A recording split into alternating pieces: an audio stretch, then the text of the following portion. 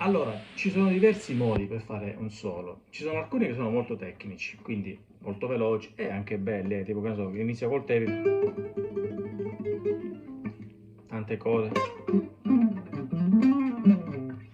Ci sta benissimo. Poi ci sono alcuni che sono più melodici, tipo che ne so, noi siamo in re minore.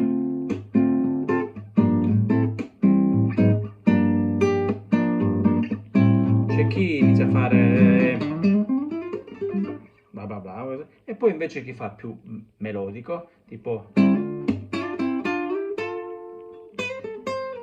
Quindi melodico vuol dire un po' che si può cantare anche, tipo Santana fa molti soli ma sono molto cantabili, tu li puoi cantare.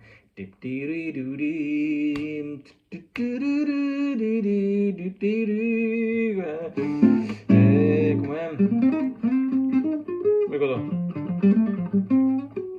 Boh, non ricordo. Ah, si minore. Come cantava?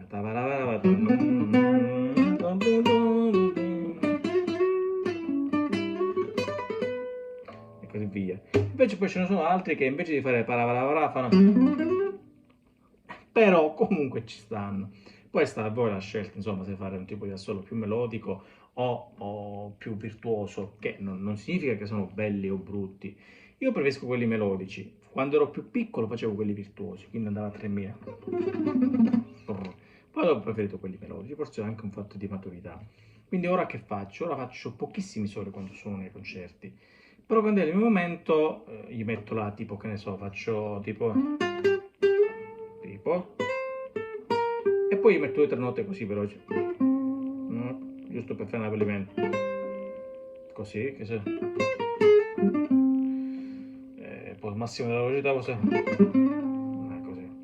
Però tipo abbellisco con delle note di passaggio. Vado veloce, capito? Però sono molto più melodico.